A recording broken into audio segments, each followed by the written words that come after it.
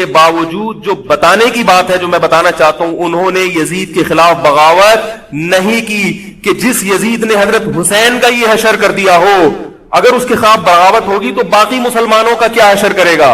اس میں صبر کی تلقین بھی صحابہ نے بتائی ہے کہ حاکم کے مظالم کو برداشت کیا جائے، زبان سے اس کو ہائی لائٹ کیا جائے کہ غلط ہو رہا ہے، تلوار نہ اٹھائی جائے. بات نہیں آ رہی میرے خیال ہے سمجھ میں، کیونکہ آج ایک واقعہ ہوا ہے ورنہ کربلا جیسے درجن اور واقعات ہو جائیں گے.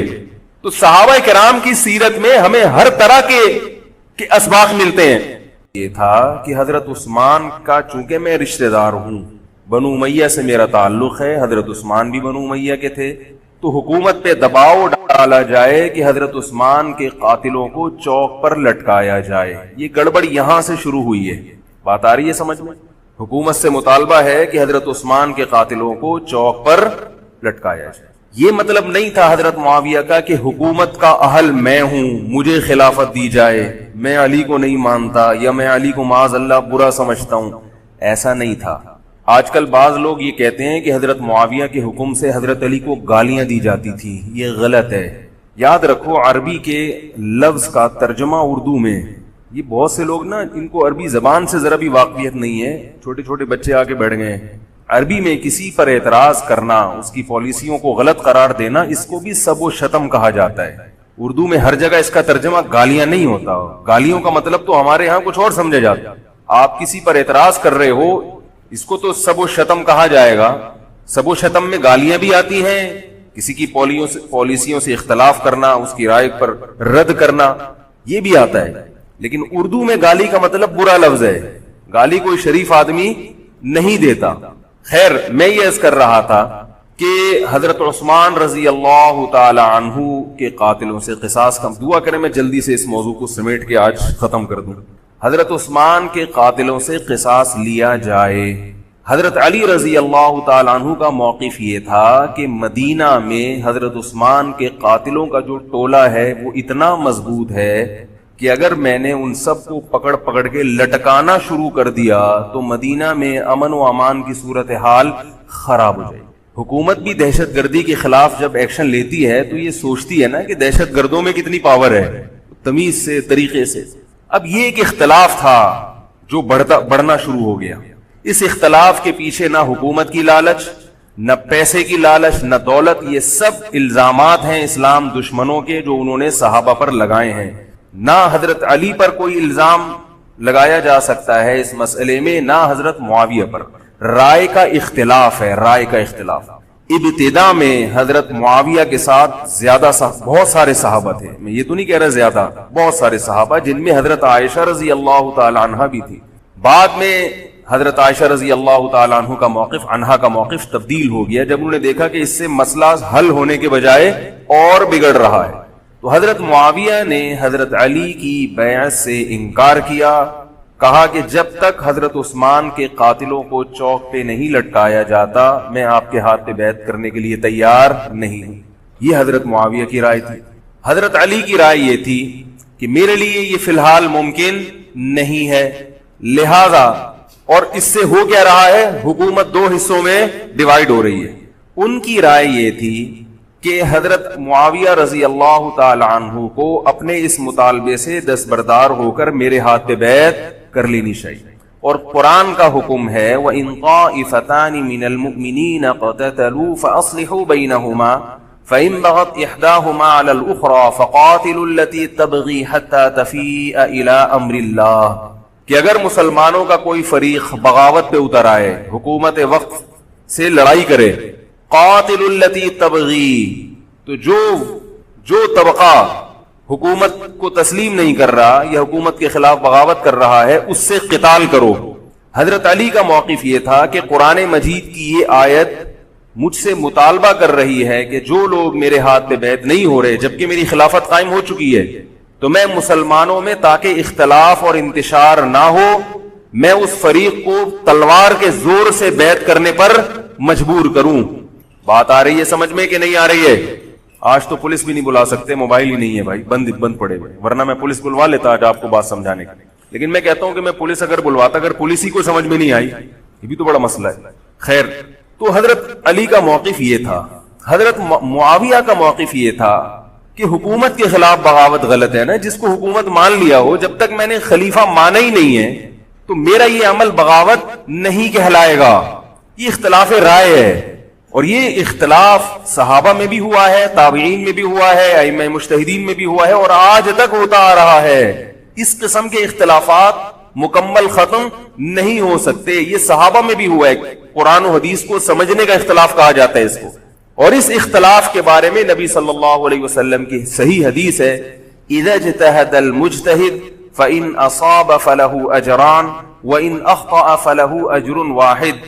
جب کوئی مجتہد اجتہاد کرتا ہے، کیا مطلب قرآن و حدیث کو سمجھنے کی کوشش کرتا ہے، اگر وہ صحیح نتیجے پر پہنچ جائے تو اس کو 2 اجر ملتے ہیں، اگر غلط نتیجے پر پہنچے تو بھی 1 اجر ملتا ہے اس کو، اس لیے کہ اس کے بس میں جو تھا وہ اس نے کر لیا. اب پیغمبر تو موجود نہیں ہے جو آگے بتائیں گے کہ یہ صحیح کر رہا ہے، یہ غلط کر رہا ہے. میں نے اپنے ایک استاد سے ایک مرتبہ پوچھا کہ حضرت یہ علماء میں جب اختلاف ہوتا ہے کسی مسئلے میں تو عوام بڑی پریشان ہوتی ہے، کیا کریں ہم؟ انہوں نے فرمایا کہ عوام کو یہ بتاؤ کہ ہم پیغمبر نہیں ہیں اور ہم پیغمبر سے براہ راست مسئلہ پوچھ نہیں سکتے. ہمارے پاس جو قرآن و سنت ہے اور جو فقہائے کرام نے اس قرآن و سنت کی تشریح کی ہے، جو فقہ کی کتابیں ہیں، ہم اس میں دیکھتے ہیں. اب اس میں 2 علماء کی رائے میں اگر اختلاف ہو جائے تو اس اختلاف کو ختم کرنے کا ہمارے پاس کوئی راستہ نہیں ہے. نبی ہوتے تو ہم پوچھ لیتے. جب راستہ نہیں ہے تو بھائی اللہ کے نبی نے فرما دیا کہ جو تمہارے بس میں ہے وہ کر لو. اگر درست بات تک پہنچ گئے ڈبل اجر، نہیں پہنچے تو بھی اجر. اس میں ہمیں بتا دیا کہ اسلام پر عمل کے لیے اتنا کافی ہے کہ جو تمہاری استطاعت میں ہے وہ کر لو. نہیں آئی بات سمجھ؟ اب یہ اختلاف چھوٹے مسائل میں بھی ہو سکتا ہے اور بڑے مسائل میں بھی ہو سکتا ہے. تیسری بھی ایک جماعت تھی. یہ 2 اختلاف تو پتہ چل گئے نا، حضرت علی کا موقف، حضرت معاویہ کا موقف.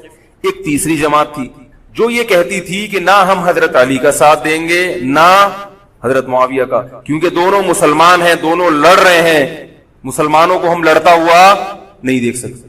ان کا موقف تھا حضرت علی رضی اللہ تعالیٰ عنہ ایک صحابی کے پاس گئے اور ان سے کہا کہ آپ میری جماعت میں شامل ہوں اور اہل شام کے خلاف میرے ساتھ مل کے لڑیں. وہ صحابی گئے ایک لکڑی کی تلوار اٹھا کے لائے. انہوں نے کہا کہ میں نے رسول اللہ صلی اللہ علیہ وسلم سے سنا ہے کہ فتنے کا دور ہوگا، مسلمان آپس میں لڑیں گے، تو تم اس وقت اپنی تلوار کو لکڑی کی بنا لینا.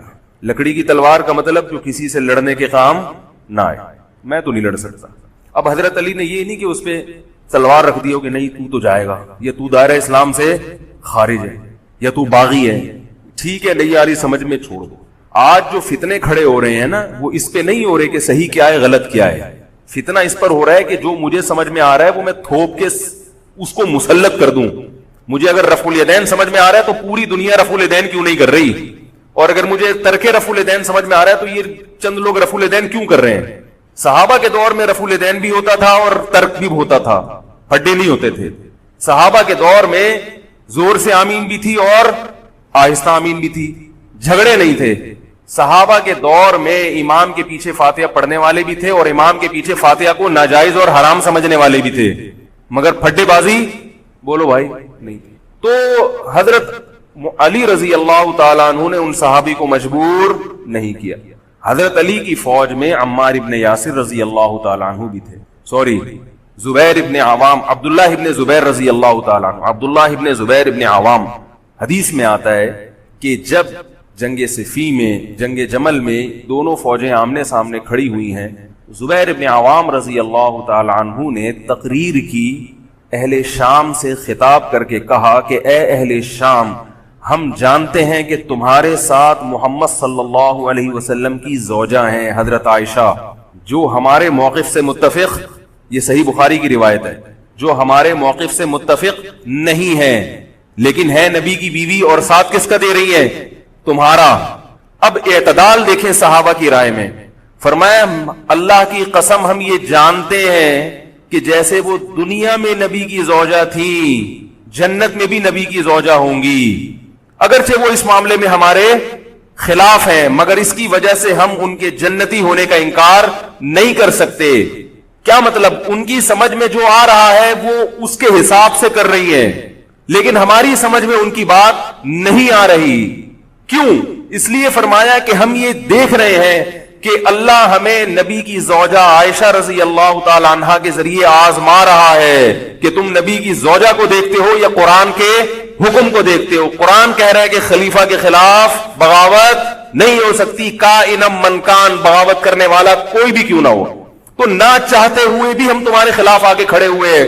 خدا کی قسم اس آزمائش میں ہمیں کس نے ڈالا ہے؟ اللہ نے ڈالا ہے. وہ لوگ جو حضرت عائشہ رضی اللہ تعالی عنہا پر تہمتیں لگاتے ہیں، جو حضرت معاویہ کو برا بھلا کہتے ہیں، وہ لوگ حضرت علی اور ان کے ساتھیوں سے سبق کیوں نہیں سیکھ لیتے؟ ایک مرتبہ میرے پاس ایک سوال آیا، سوال کرنے والے نے حضرت معاویہ کی شان میں گستاخی کا پورا ایک باب باندھا ہوا تھا. اس نے کہا کہ جس نے نبی کے داماد کے خلاف تلوار اٹھائی وہ اسلام میں معاذ اللہ کیسے ہو سکتا ہے، اور ایسے برے برے القاب کہ میں زبان پہ بھی نہیں لا سکتا. میری عادت ہے شارٹ کٹ جواب دینے کی، گلویلے دی تے پھل موسم دا. اتنا ٹائم تھوڑی ہے کہ ہر آدمی کے سوال کو لے کے بیٹھ جائے. میں نے کہا آپ کے جواب میں اتنا کافی ہے کہ یہ وہ الزامات ہیں کہ جس کے خلاف تلوار اٹھائی اس نے بھی یہ الزامات نہیں لگائے. مدعی سست اور گواہ چست. نہیں آ رہی میرا خیال ہے بات. جو حضرت علی کے ساتھ تھے انہوں نے تو یہ کچھ حضرت معاویہ کے خلاف نہیں کہا. انہوں نے وہ تو پھر بھی جنتی مان رہے ہیں، ایک دوسرے کی نماز جنازہ میں شریک ہو رہے ہیں، مال غنیمت کو تقسیم نہیں کر رہے، ایک دوسرے کی عورت پہ ہاتھ نہیں اٹھا رہے، احترام کر رہے ہیں. ایک دوسرے کے پیچھے جنگ ختم ہونے کے بعد نمازیں پڑھی جا رہی ہیں. اللہ تعالیٰ نے یہ مثال صحابہ کی قائم کی ہے دنیا کو دکھانے کے لیے کہ ان میں اتنا بڑا اختلاف ہو کہ تلواریں بھی چل جائیں تو وہ اختلاف بھی حدود سے تجاوز نہیں کرتا. اور ہمارے چھوٹے چھوٹے اختلافات میں کیا ایک دوسرے کے خلاف بہتان تراشیاں اور زبان درازیاں ہوتی ہیں. تو یہ اختلاف تھا حضرت علی اور حضرت معاویہ کا، جس میں تین فریق تھے. ایک حضرت علی تھے، ان کا موقف یہ تھا کہ میرے لیے تلوار اٹھانا واجب ہے. حضرت علی کے ساتھ جو لوگ تھے ان کا بھی یہ موقف تھا. حضرت معاویہ کا یہ موقف تھا کہ میں باغیوں کی فہرست میں آتا نہیں ہوں.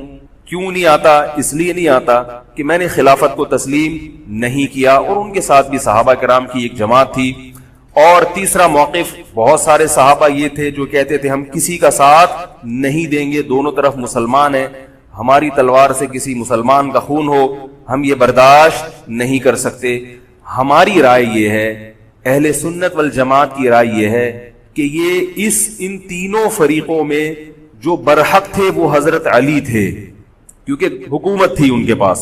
باقی جو دونوں فریق تھے صحابہ کرام کے، ان سے غلطی ہوئی ہے، مگر یہ غلطی اجتہادی ہے. یہ نفس پرستی والی غلطی، حکومت کی لالچ والی، دولت کی لالچ والی، یا ہٹ دھرمی والی یا ضد والی غلطی بولو بھائی نہیں ہے. یہ وہ غلطی ہے جس کے بارے میں محمد صلی اللہ علیہ وسلم نے فرمایا کہ اگر مجتہد سے غلطی ہوتی ہے تو بھی اس کو اجر ملتا ہے، کیونکہ اللہ نے قرآن میں فرمایا فاتقوا اللہ ما استطعتم، اللہ سے اتنا ڈرو جتنی تم میں استطاعت ہے. تو ان کی جتنی سمجھ میں آیا انہوں نے اس حساب سے کیا. تو دو جنگیں ہوئی ہیں، جنگ جمل اور جنگ صفین.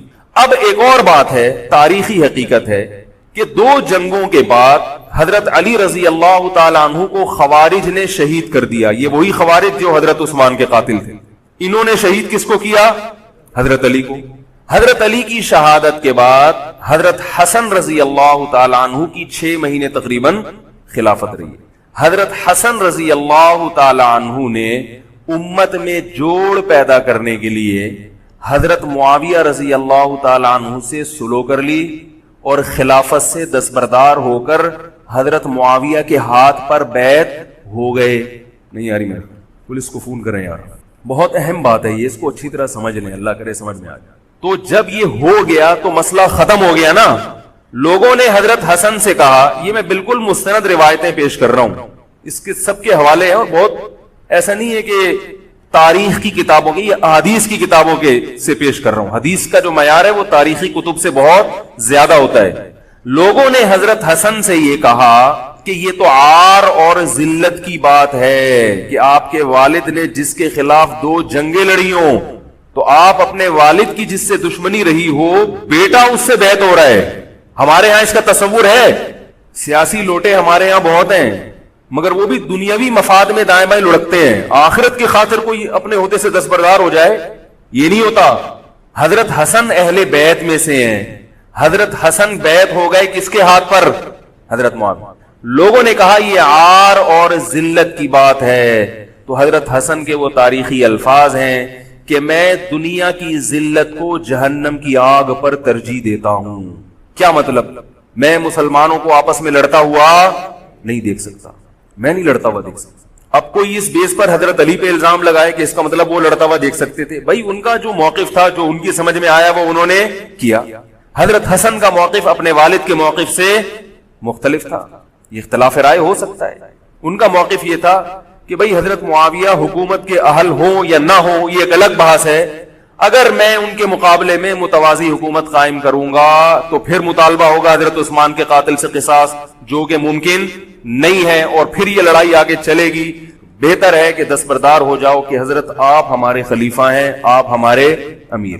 نبی صلی اللہ علیہ وسلم اس کی پیشگوئی پہلے کر چکے تھے. حضرت حسن رضی اللہ تعالیٰ عنہ کے بارے میں فرما چکے تھے کہ اللہ میرے اس بیٹے کے ذریعے مسلمانوں کے دو فریق میں صلح پیدا کرے گا.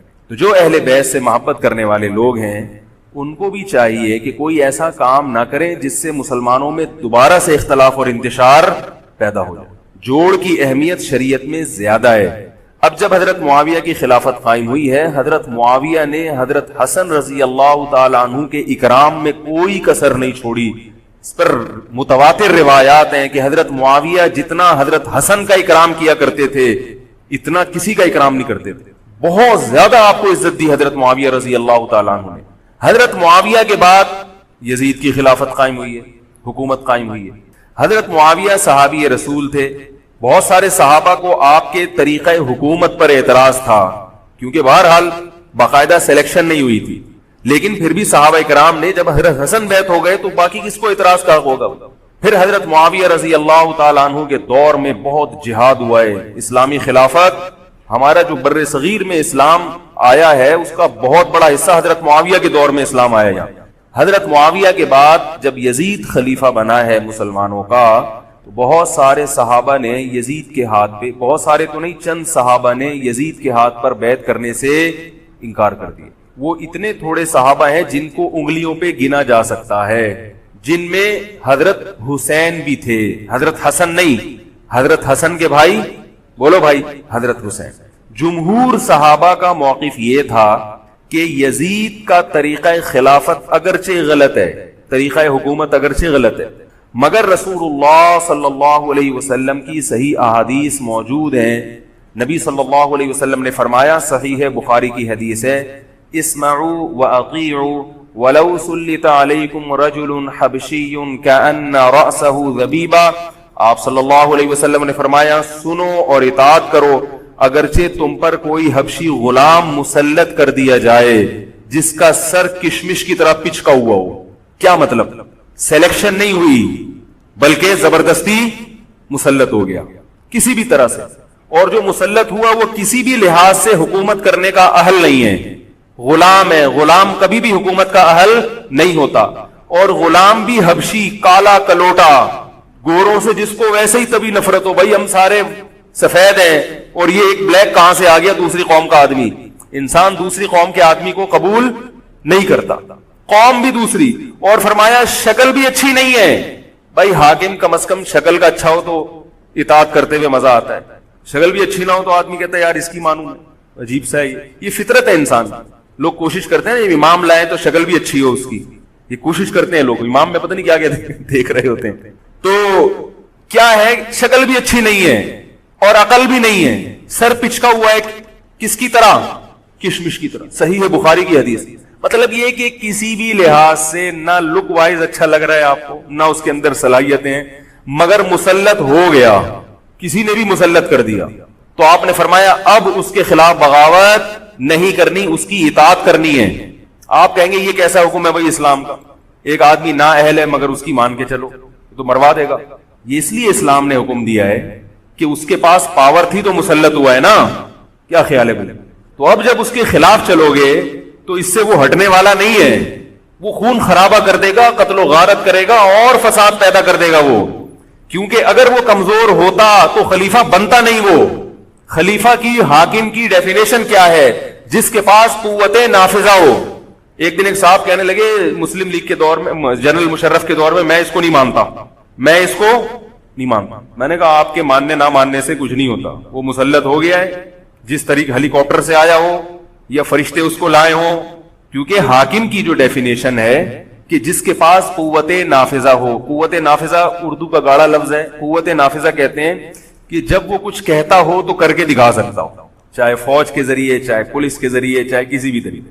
ایک آدمی کو پوری قوم نے سلیکٹ کر لیا مگر اس کی سنتا کوئی نہیں ہے, وہ کچھ کہتا ہے تو اس کے منہ سے الفاظ نکل کے ہوا میں تحلیل ہو جاتے ہیں, چلتی کسی اور کی ہے, وہ جو کہتا ہے کر کے دکھا دیتا ہے. تو اصل حاکم کون ہے؟ جو کہتا ہے اور کر کے دکھا دیتا ہے. اب یہ ایک الگ بحث ہے کہ یہ ظالم ہے, یہ غلط طریقے سے آیا ہے, اس پر بحث ہو سکتی ہے کہ جب یہ غلط طریقے سے آیا ہے تو اس کو قانون کے دائرے میں رہ کے ہٹانے کی کوشش کی جائے. لیکن مسلح بغاوت کرنا, اس کے خلاف بندوق اٹھانا, اس کے خلاف تلوار اٹھانا, اس کی شریعت نے اجازت نہیں دی. میں یہ نہیں کہہ رہا کہ اس کی مخالفت کی اجازت نہیں دی. نبی صلی اللہ علیہ وسلم نے فرمایا سب سے بہترین جہاد ظالم بادشاہ کے سامنے حق بات کہنا ہے. کہنے کی حد تک آپ کو مخالفت کی اجازت ہے کہ بھائی یہ جو وزیر اعظم کا بیان آیا ہے یہ بیان ملک کا بیڑا غرق کر دے گا, ان کی پالیسیاں صحیح, جیسے آج کل ہو رہا ہے کہ اخباروں میں کالم نگار اپنی اپنی رائے لکھتے ہیں حکمرانوں کے بارے میں, لکھنے کی حد تک, بولنے کی حد تک ہے. آپ مسلح دستہ لے کے بغاوت کرنے پر آ جائیں, اس کی شریعت نے اجازت, بول لو بھائی کچھ نہیں ہوتا. یہ قرآن اور سنت سے بات ثابت ہے, اس کی شریعت نے اجازت نہیں دی ہے. کیونکہ آپ یہ کریں گے تو اللہ نے دنیا کو اسباب کے ساتھ جوڑا ہوا ہے. آپ کے پاس کچھ بھی نہیں ہے, نہ آپ کے پاس ٹینک ہے, نہ آپ کے پاس آرمی ہے, نہ آپ کے پاس پولیس ہے, آپ کے پاس صرف جذبہ ہے. خالی جذبہ اگر کارآمد ہوتا تو نوح علیہ الصلوۃ والسلام اور آپ کے ساتھ جو 40 افراد تھے ان میں بہت جذبہ تھا, مگر ایک طرف پوری دنیا تھی. اللہ نے جہاد کا حکم نہیں دیا. اللہ تعالیٰ نے اس دنیا کو صرف جذبات کے ساتھ یا ایمان کے ساتھ منسلک نہیں کیا, اس دنیا کو دارالاسباب بنایا ہے. جذبے کے ساتھ ساتھ کچھ طاقت اور قوت بھی ہونی چاہیے, اور یہ قوت حکومت کے پاس ہوتی ہے, پبلک کے پاس بول لو یار نہیں. اگر پبلک کے پاس ہے تو وہ بھی حکومت کی پالیسیاں ہوتی ہیں کہ یہ بھی لیاری گینگ رہنے دو تھوڑے دنوں کے لیے, ان لوگوں کے پاس تھوڑا سا کلاشن کوفے رہنے دو, حکومت جب چاہے غائب کر دے. یہ جو کلاشن کوفے لے کے لوگ گھوم رہے ہوتے ہیں نا اور بتا رہے ہوتے ہیں ہم امام مہدی کا لشکر ہیں, یہ سب گورنمنٹ کے لوگ ہوتے ہیں. آئی بات سمجھ میں, گورنمنٹ کی طرف سے ان کو پرمٹ ملا ہوتا ہے, ورنہ آپ چاقو لے کے بھی جو خنجر ہے نا وہ بھی لے کے ذرا گھوم کے دکھاؤ. تو جو بھی امام مہدی کا لشکر کا دعویٰ کر رہا ہے اور کہہ رہا ہے میں یوں کر دوں گا, میں یوں کر دوں گا, میرے ساتھ آ جاؤ, تو سمجھ لو گورنمنٹ نے اس کو خود ہی بٹھایا ہوا ہے. اور بعض دفعہ حکومت اپنی مخالفت کے لیے بھی بندے بٹھا دیتی ہے. یہ ایجنسی والے بڑے ہوشیار ہوتے ہیں, یہ اپنی مخالفت کے لیے پبلک بندوں کو خرید کے بٹھاتے ہیں کہ تم آرمی کے خلاف اور ایجنسیوں کے خلاف تقریریں کرو اور جہاد کا اعلان کرو. اس کا نتیجہ کیا نکلتا ہے؟ جو جو جہاد کے اعلان میں ان کے ساتھ ہوتے چلے جاتے ہیں ان کے نام ایجنسیوں کے پاس پہنچ جاتے ہیں. پھر ایجنسیاں کہتی ہیں ابھی ان کو کھل کے جہاد کرنے دو, تاکہ جتنے لوگوں میں اس قسم کے جہاد کے جراثیم ہیں وہ تمام آ جائیں اور ایک ہی دفعہ اسپرے کر کے سب کو نمٹا دیا جائے. یہ ایک بچوں کی طرح کبھی اس کو پکڑ لیا, یہ کام نہیں ہوتا. تو اس لیے کہہ رہا ہوں یہ جو نوجوان طبقہ ہے اس کو جہاد کے نام پہ الو بنانے والے ہر جگہ بہت ہیں. الو ضرور بنو مگر کسی اور عنوان سے بن جاؤ, جہاد کے نام پہ الو نہ بنو, کیونکہ کسی اور عنوان سے الو بنو گے اتنا نقصان نہیں ہوگا. اس عنوان سے الو بنو گے تو بڑا بیڑا غرق ہو جائے گا, جیسے کہ بہت سو کا بیچاروں کا ہو چکا ہے. تو میں یہ عرض کر رہا تھا کہ نبی صلی اللہ علیہ وسلم کی صحیح حدیث ہے, اسی طرح صحیح ہے مسلم کی حدیث ہے, آپ صلی اللہ علیہ وسلم نے حاکم کی اطاعت کا حکم دیا. صحابہ نے عرض کیا یا رسول اللہ اگر وہ ہم پہ ظلم کرے تو بھی بغاوت نہ کریں. آپ نے فرمایا وَإِن ضَرَبُوا ظَهْرَكَ, اگرچہ وہ تمہاری پیٹھ پہ کوڑے مارے, ایسا ظالم ہو, پھر بھی بغاوت. یہ میں نہیں کہہ رہا, یہ محمد صلی اللہ علیہ وسلم کے الفاظ ہیں. کیوں؟ اس لیے کہ آپ صلی اللہ علیہ وسلم نے اتحاد پہ زیادہ زور لگایا ہے. بھائی حکومت ایک ہوگی جیسی مرضی لنگڑی لولی ہو, مگر مسلمان کی جو ایک یونائٹی ہے, جو ایک اتحاد ہے, وہ تو برقرار رہے گا نا.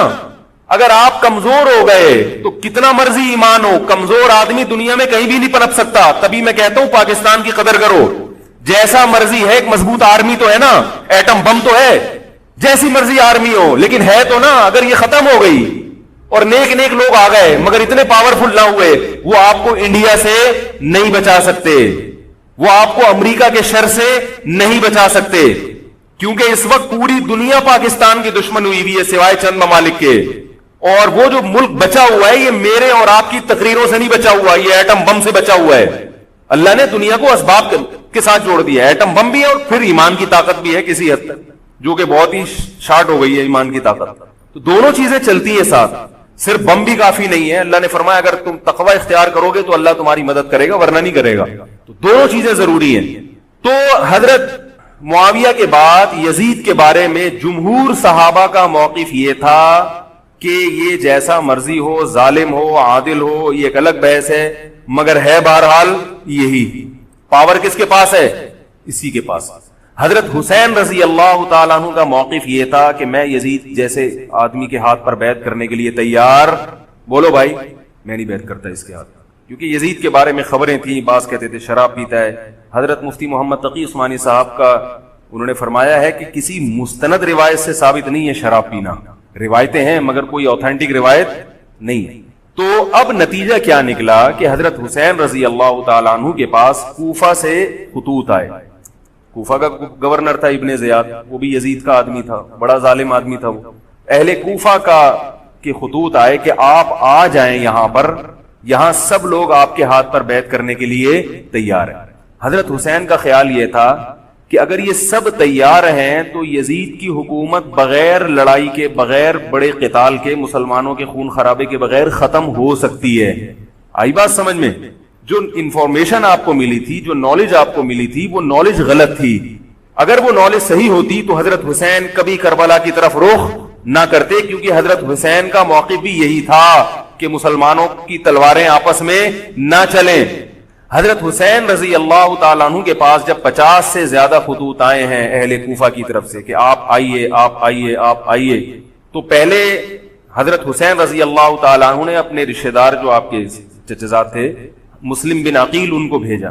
نتیجہ کیا نکلا؟ مسلم بن عقیل کا وہاں پر حکومت نے گرفتار کر کے ان کو قتل کر دیا. اب یہ ایک ایسا ظلم تھا جس کے ظاہر ہے کہ کسی کو سفیر بنا کے بھیجا جائے, کسی کو حال احوال دیکھنے کے لیے بھیجا جائے, اور حضرت حسین کی نیت ہرگز بغاوت کی نہیں تھی.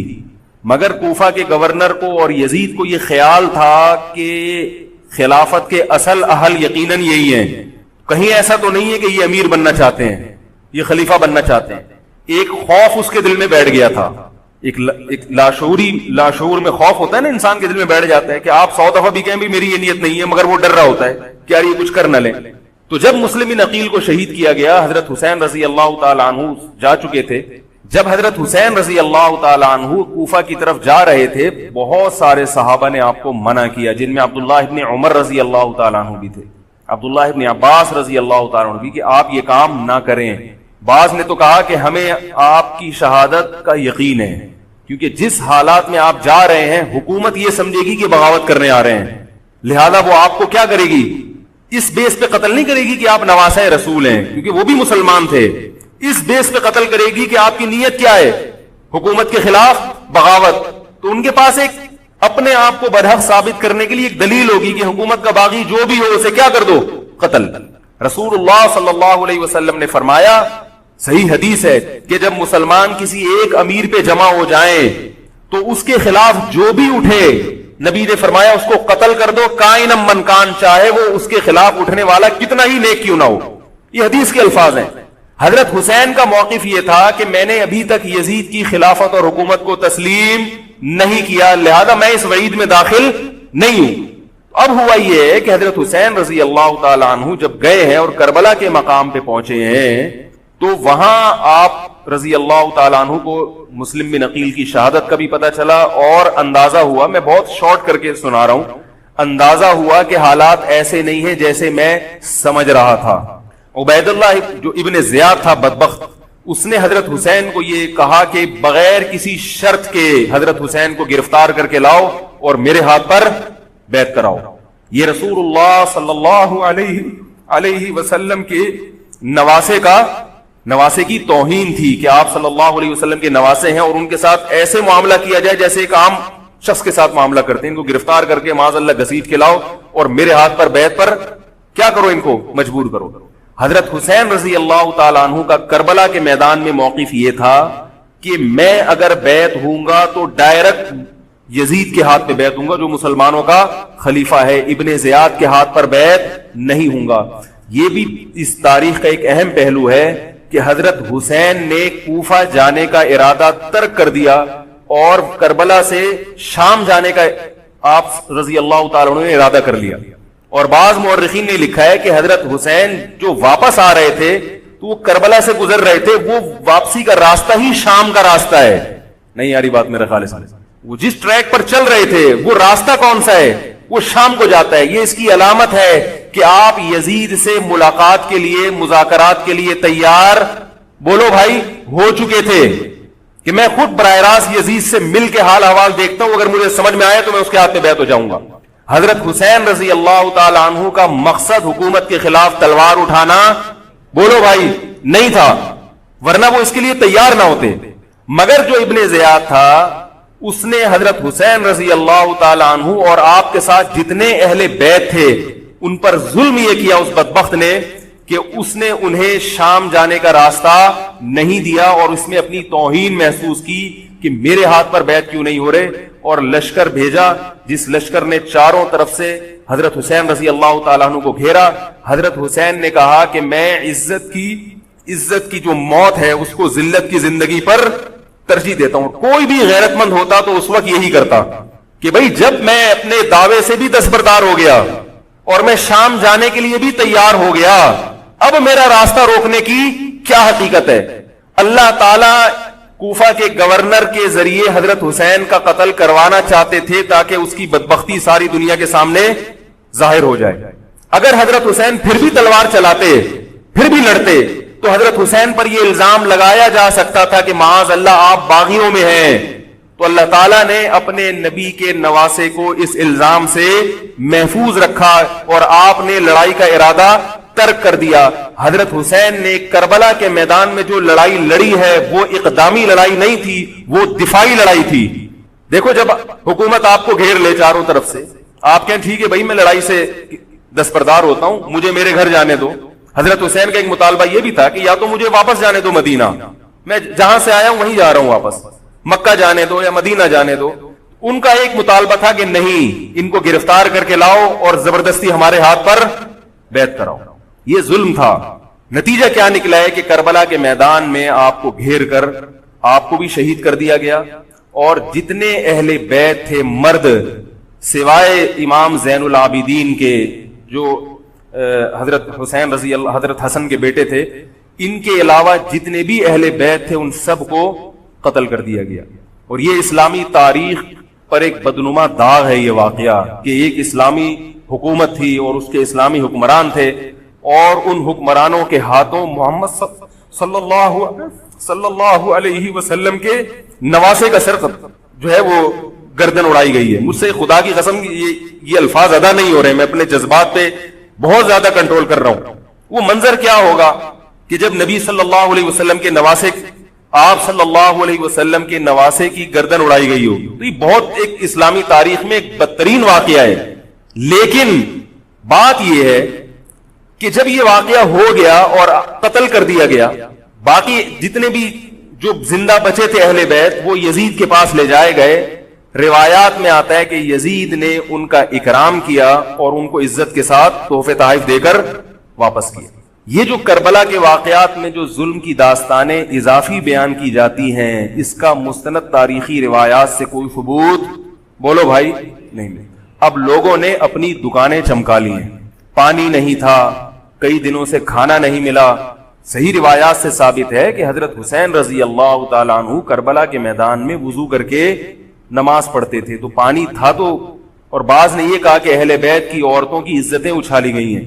آپ اس طرح کی باتیں کر کے اہل بیت سے محبت کا اظہار کر رہے ہو یا ان کی توہین کر رہے ہو؟ بولو بھائی. اگر کوئی عزت دار پاک دامن عورت ہو, بالفرض اس کی عزت پہ ڈاکہ ڈلتا ہے, بالفرض, تو آپ اس بات کو چھپاؤ گے نا, آپ جھوٹ بولو گے, بولو گے نہیں بھائی اس کی عزت پہ کوئی آنچ نہیں آئی ہے. کیونکہ جب عورت کی عزت کو آپ کوئی تار تار کر دے اور آپ ممبر پہ بیٹھ کے اس کو بتا دو تو وہ عزت تار تار ہونے سے اتنی بے عزتی نہیں ہوگی جتنی اس بات کو بیان کرنے سے اس کی بے عزتی ہوگی. حقیقت یہ ہے کہ کسی مستند روایت سے ثابت نہیں ہے کہ اہل بیت کی عورتوں کی عزتوں کو اچھالا گیا. وہ نبی کے گھرانے کی عورتیں تھیں, ان کا ناخن بھی کوئی نامحرم مرد نہیں دیکھ پاتا تھا. دوپٹہ اتر گیا زینب کا اور زینب کی چادر چھن گئی, یہ سب غلط ہے, یہ سب من گھڑت باتیں ہیں. چونکہ وہ بہرحال مسلمان تھے جو حضرت حسین کے خلاف لڑ رہے تھے، ظالم تھے، اس میں کوئی شک نہیں ہے، اس سے بڑا ظلم اس کائنات میں ہوا نہیں ہوگا کہ ایک شخص جو اپنے آپ کو مسلمان کہتا ہے اور وہ نبی کے نواسے کو قتل کر دے اور اہل بیت کو قتل کر دے۔ اسلامی سیاست میں اتنی گندی تاریخ ہمیں کبھی بھی نہیں ملتی۔ حضرت عثمان کا بھی قتل ہوا، وہ بھی بہت بڑا ظلم تھا، مگر یہ ظلم اس ظلم کی نوعیت سے بڑھ کر تھا، کیونکہ حضرت عثمان کا قتل حکومت کے ہاتھوں نہیں ہوا ہے، باغیوں کے ہاتھوں ہوا ہے۔ یہاں حضرت حسین کا قتل کس کے ہاتھوں ہوا ہے؟ حکومت کے ہاتھوں ہوا ہے، جس پر لوگ بیعت کر چکے تھے۔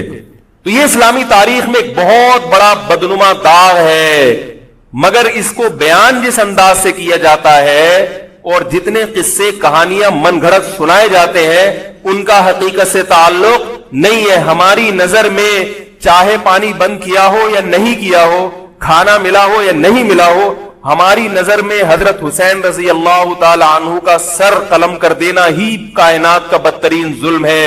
یہی ایسا ظلم ہے کہ جس پر جتنا غم کیا جائے کم ہے۔ غم منایا نہیں، غم کیا جائے۔ منانا الگ چیز ہے، غمزدہ ہونا الگ چیز ہے، لیکن جو آگے اس میں تڑکا لگایا جاتا ہے اس کا حقائق سے تعلق بولو بھائی نہیں ہے۔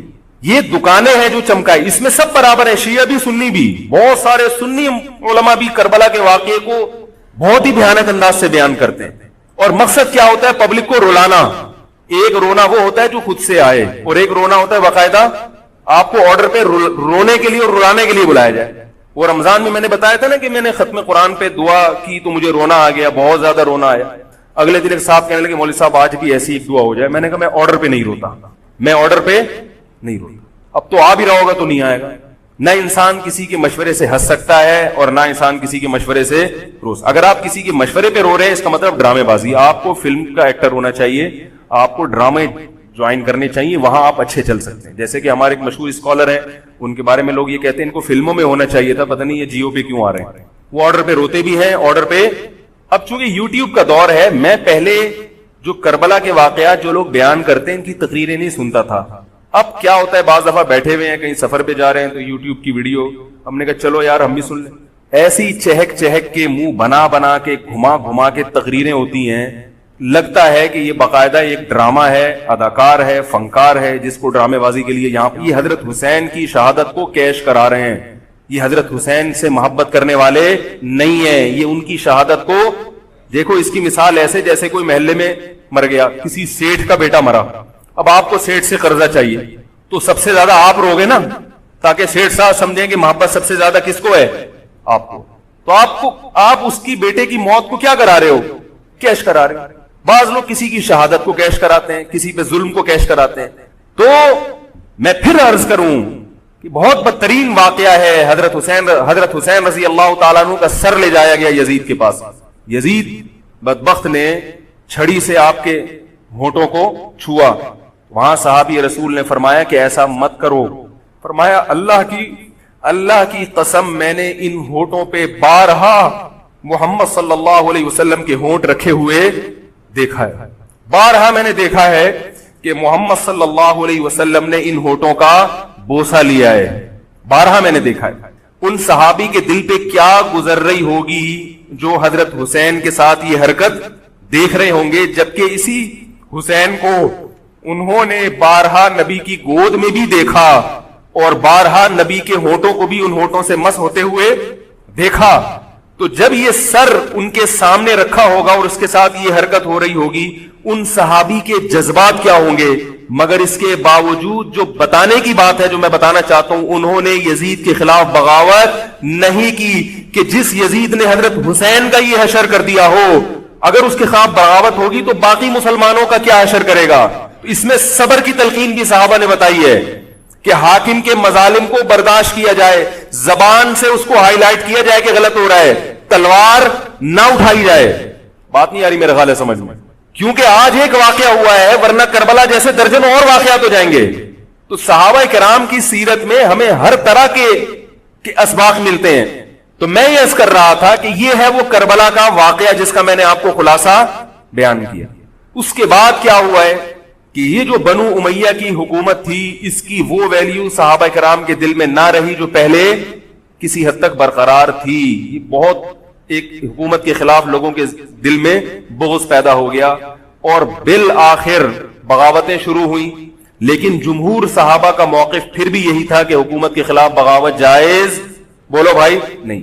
اور اسی طرح کے ظالم لوگ آتے رہے اور انہی کی اولادوں میں بنو امیہ میں اللہ نے پھر عمر ابن عبد العزیز کو پیدا کیا.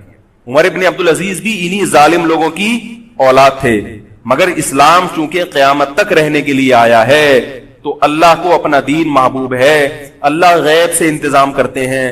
عمر ابن عبد العزیز جیسے ہی حکومت میں آئے ہیں، خلیفہ بنے ہیں، آپ رضی اللہ تعالی عنہ نے وہ بنو امیہ کی جو جاہلانہ چیزیں تھیں ان سب کو ختم کر دیا. حکومتی ملکیت کو جو ذاتی خزانہ لوگ سمجھنا شروع کر دیا تھا اس کو ختم کیا. عمر بن عبد العزیز کی ایک تاریخ ہے، ان کو 5واں خلیفہ راشد کہا جاتا ہے. علم حدیث کو مرتب کیا گیا، فقہ کو مرتب کیا گیا، حدیث کا علم ضائع ہو رہا تھا. آپ نے حکم دیا کہ اکتب ما کان من حدیث رسول اللہ صلی اللہ علیہ وسلم فإنی اخاف ضیاع العلم والعلماء. فرمایا مجھے علم اور علماء کے ضائع ہونے کا خطرہ ہے. محمد صلی اللہ علیہ وسلم کی حدیثوں کو ریٹن فارم میں لایا جائے. تو باقاعدہ پھر حدیث کو باقاعدہ جمع کیا گیا کتابوں کی شکل میں، اور آج ہمارے پاس وہ حدیث محفوظ ہیں. فقہائے کرام کا دور آیا تو اللہ تعالیٰ نے حضرت عمر بن عبد العزیز کے دور میں امت کو الحمدللہ دوبارہ جمع کر دیا. عمر بن عبد العزیز کے بعد پھر بغاوتیں ہوئیں، بالآخر بنو امیہ کی حکومت کا خاتمہ ہوا، بنو عباس کی حکومت آئی. مگر بنو عباس کی حکومت آنے سے بنو امیہ کی حکومت مکمل ختم نہیں ہوئی. وہی ہوا کہ آپ نے اچھی نیت سے بغاوت کی مگر اس کا نقصان زیادہ. وہ کیا ہوا؟ بنو امیہ بھاگ گئے، اندلس میں حکومت قائم کر لی، اور ادھر بنو عباس کی.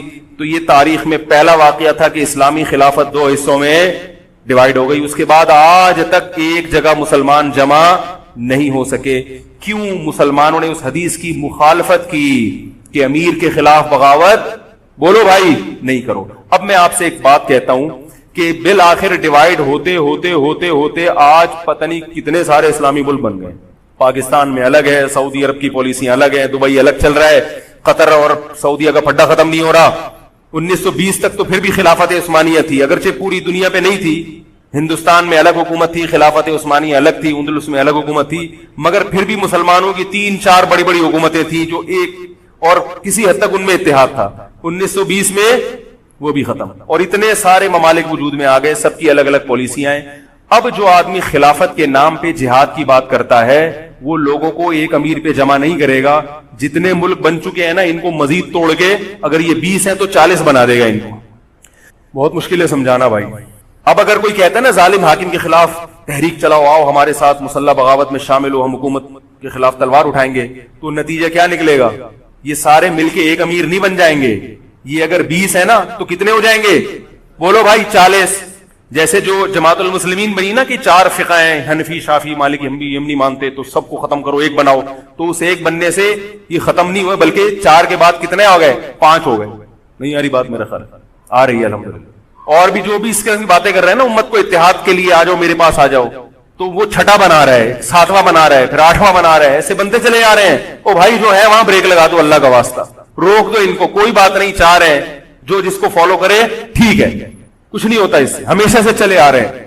تو اب اگر ایک خلیفہ نہیں ہے، ہونا تو چاہیے ایک ہی خلیفہ، نہیں ہے تو جو ہے اسی پہ گزارا کرو، ورنہ اس سے بھی جاؤ گے، اس سے بھی جاؤ گے. تمہاری کوئی مضبوط طاقت اور قوت ہوگی نہیں. کافر جب چاہے گا تمہیں ٹیشو پیپر کی طرح استعمال کر کے پھینک دے گا.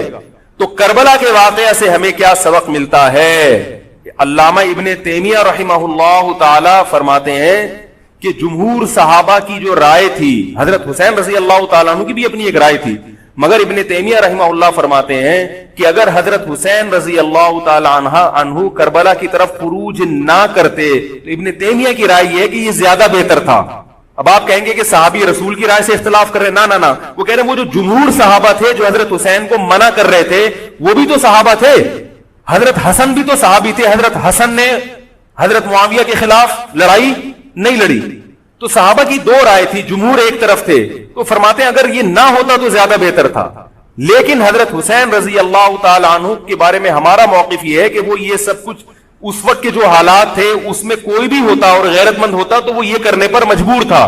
اور اس میں دھوکہ کس نے دیا حضرت حسین کو؟ اہل کوفہ نے، جس کا حضرت حسین کو علم نہیں ہو سکتا. اب میں آپ سے ایک بات عرض کر رہا ہوں, یہ تو میں نے کربلا کی تاریخ کا آپ کو خلاصہ بیان کیا ہے. اس میں جو میں نے ایک دعویٰ کیا کہ اس میں مظالم جو بیان کیے جاتے ہیں اس میں غلو ہے بہت, اس غلو کی ایک دلیل گل ویلے دی تے پھل موسم دا. اب میں آپ کو تاریخی کتابوں کے حوالے دوں, وہ بہت لمبی بات ہوگی, اس میں بہت تضاد ہے. آپ یہ جو خطیب ہے نا جو کربلا کے مظالم بیان کرتے ہیں, ان خطیبوں کے بیان سنیں, ہر آدمی کا بیان دوسرے سے مختلف ہوگا. یہ خود اس کی علامت ہے, یہ کسی ایک بات پر ٹکنے کے لیے تیار نہیں ہے. ان کا مقصد ہے رونا اور پبلک کو رلانا. رونے کا اپنا ایک مزہ ہے. آپ کہیں گے بھائی رلانے میں کیا ملتا ہے؟ بھائی جیسے ہنسنے کا مزہ ہے ایسے ہی آرڈر پہ باقاعدہ رونے کا بھی ایک تو رونا غم سے ہو رہا ہوتا ہے, اس میں مزہ نہیں آتا. ایک آرڈر پہ جب انسان روتا ہے اس کا اپنا ایک مزہ ہے. تو اللہ کے بندو, حضرت حسین کی شہادت کو کیش مت کراؤ. صحابہ کرام پہ جو مظالم ہوئے ہیں ان کو آپ اپنی ذات کو چمکانے کا اور اپنی دکانداری کا ذریعہ نہ بنائے, چاہے کوئی سنی ہو یا شیعہ ہو. بعض سنی لوگ بھی بے وقت تڑکا لگاتے ہیں اس میں, ایسا نہیں ہے. اس بارے میں نے جو اسٹڈی کی ہے, مطالعہ کیا ہے, سب سے زیادہ مضبوط تحریر, سب سے زیادہ مضبوط موقف حضرت مفتی محمد تقی عثمانی صاحب دامت برکاتہم کا ہے. حضرت مفتی محمد تقی عثمانی صاحب دامت برکاتہم کی شخصیت ایسی ہے, دیکھو جو مولوی ہوتا ہے نا وہ مولویوں کو سمجھتا ہے, پبلک نہیں سمجھتی. ڈاکٹر کو پتا ہے نا کہ کون سا ڈاکٹر اچھا ہے کون سا گڑبڑ ہے. عام آدمی تو اس کو اچھا سمجھیں گے جو لوگوں کو الو بنا رہا ہے. پبلک کو نہیں پتا ہوتا کہ کس میں کتنا دم ہے.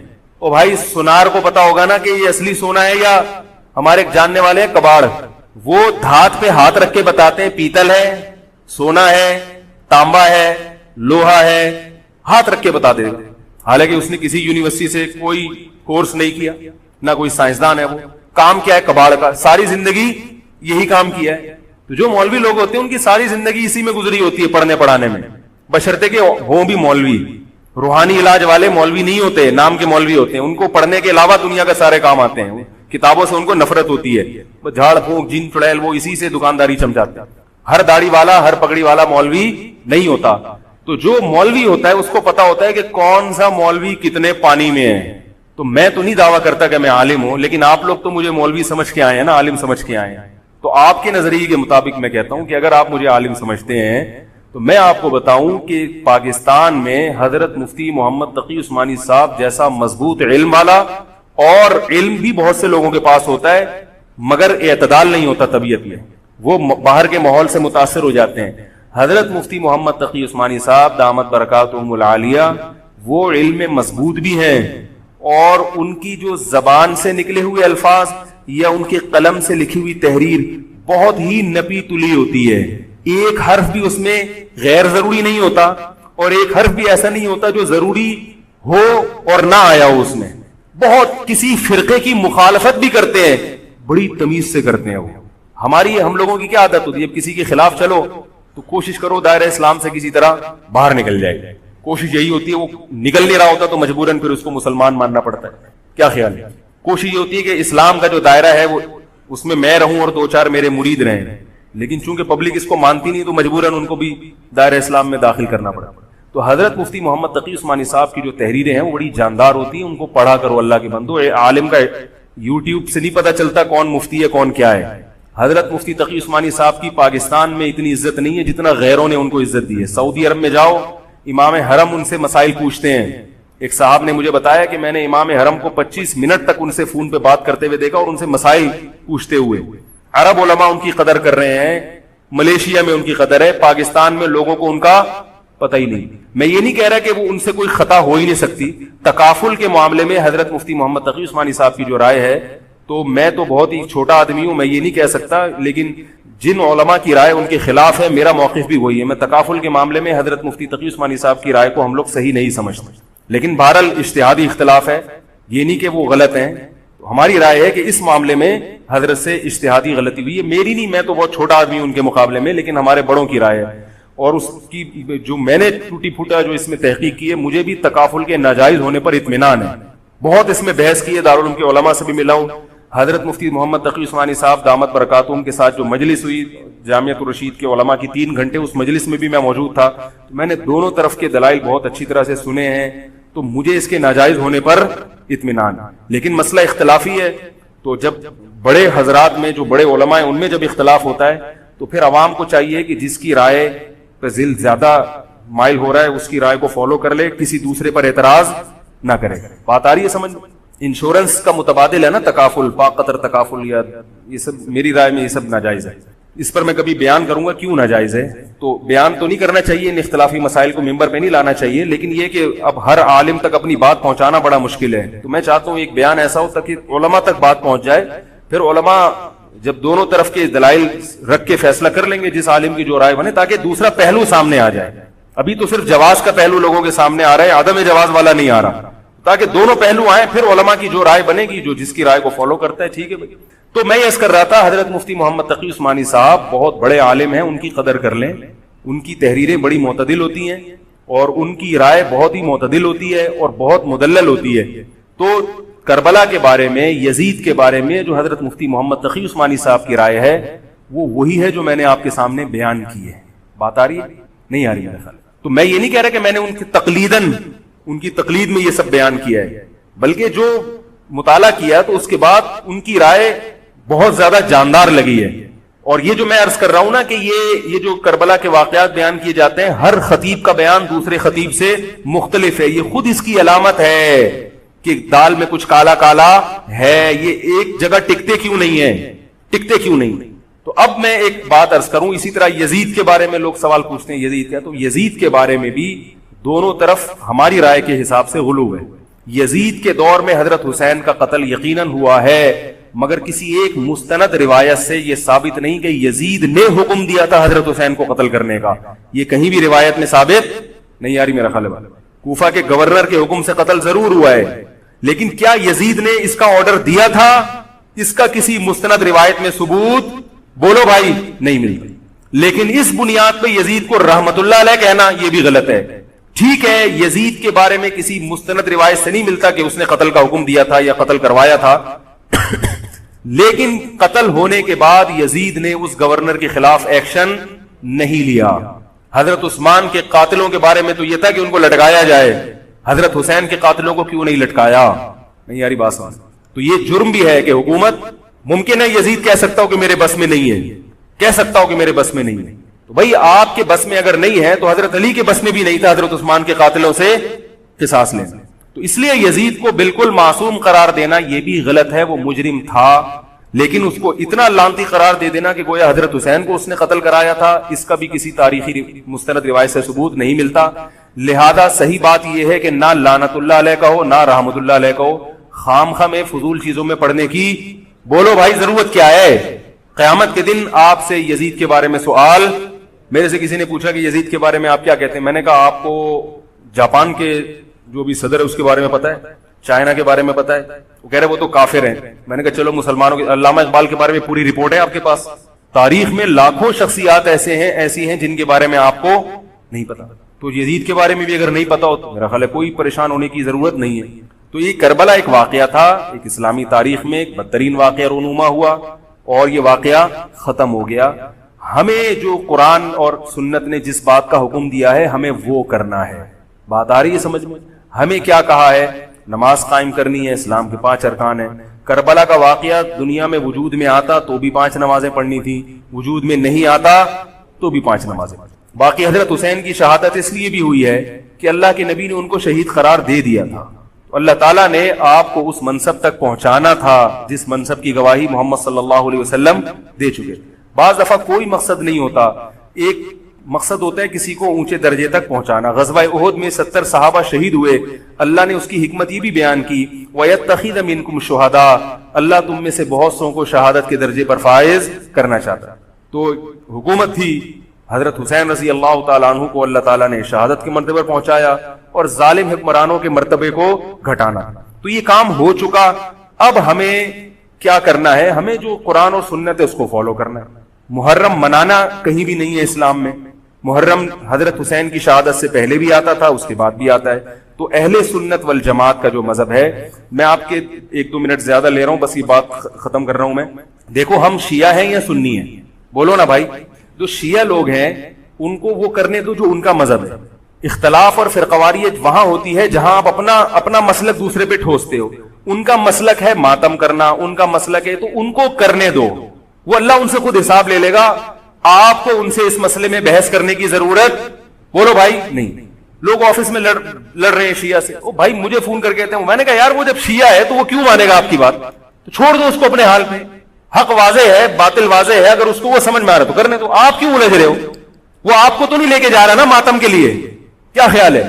تو اس کو بولو بھائی تمہارا مسلک اگر ہے تو تم ٹھیک ہے کرو یہ کام, لیکن یہ کام انڈور ہونے چاہیے, سڑکوں پہ نہیں ہونا چاہیے. سڑکوں پہ ہوگا تو دہشت گردوں کو موقع مل جائے گا دہشت گردی کا, ملک کا امن خراب ہوتا ہے. نہ ربیع الاول کے جلوس سڑک پہ نکلنے چاہیے اور نہ محرم کے جلوس سڑک پہ ہونے چاہیے. انڈور ہو ربیع الاول میں, جس کا مذہب ہے کہ بھئی ہم نے یہ کرنا ہے جلسہ, ٹھیک ہے آپ گھر کے اندر جو مرضی کریں. گھر کے اندر تو کسی کو اجازت نہیں ہے نا گھسنے کی, آپ کوئی ہال لے لیں رینٹ پہ, آپ اس میں کر لیں. تو جو بھی ہے انڈور ہونا چاہیے. تو وہ شیعہ ہیں ان کو وہ کرنے دو جو ان کا مذہب ہے. آپ آدھا تیتر آدھا بٹیر نہ بنو, یا تو پورے سنی بنو یا پورے شیعہ بنو. یہ درمیان کی چیز کوئی چاہتا ہے کہ میں بن جاؤں؟ ہے بھائی, نہ مرد ہو نہ عورت ہو. بیچ کا تو اچھا نہیں لگتا نا. ایک تو اللہ نے کسی کو بیچ کا بنا دیا, وہ تو آزمائش ہے. خود سے جو بیچ کا ہوتا ہے وہ کسی کو بھی پسند, بول لو نا بھائی, نہیں ہوتا. تو بیچ کے نہ بنو. اہل سنت کے ہاں شیعہ کا مذہب جو ہے وہ کرنے دو اس کو. یہ ہمیشہ سے چلا آ رہا ہے, آج کا نہیں ہے, یہ صدیوں سے چلا آ رہا ہے. آپ نہیں ختم کر سکتے اس کو. یہ حضرت عیسیٰ علیہ السلام آئیں گے تو امت ایک پر جمع ہوگی. باقی جو شیعہ ہے وہ شیعہ ہے, جو سنی ہے وہ سنی ہے. جو اپنی مرضی سے سنی بن جائے ٹھیک ہے, نہیں بنے اللہ جانے. خام ہمیں فیس بک پر ایک دوسرے کے خلاف کیچڑ, یوٹیوب پر کیچڑ, تقریروں میں کیچڑ. تو میں جو آپ کے سامنے بیٹھا ہوں آپ کو یہ سمجھانے کے لیے کہ آپ ایک فیصلہ کرو, شیعہ ہو یا سنی. اگر سنی ہو تو پھر محرم کی سنی مذہب میں اتنی اہمیت نہیں ہے جتنی ہمارے ہاں بیان کی جاتی ہے. مجھ سے ایک دفعہ کسی نے کہا آپ محرم کی فضیلت پر بیان کریں. میں تھک گیا, میں نے کہا چلو آج بیان ہو ہی جائے. میں نے بیان کیا, میں نے کہا بھائی محرم ان 4 محترم مہینوں میں سے ایک ہے جن میں قتال اور لڑائی جھگڑا منع ہے. بعض علماء کہتے ہیں وہ ان مہینوں کا احترام منسوخ ہو گیا, بعض کہتے ہیں احترام باقی ہے. بہرحال یہ بھی, اس میں بھی اختلاف ہے. اور میں نے کہا دوسرا محرم میں جو 10 محرم ہے, نبی نے فرمایا کہ اس کا روزہ رمضان کے بعد سب سے زیادہ ثواب. وما علینا الا البلاغ. لوگوں نے کہا یہ کیا ہوا؟ میں نے کہا صحیح روایت سے اور مستند روایت سے محرم کی اتنی ہی فضیلت مجھے معلوم ہے. اس سے زیادہ کے لیے آرڈر دینا پڑے گا آپ کو. بندے ہیں وہ پیسے لیتے ہیں اور وہ لہک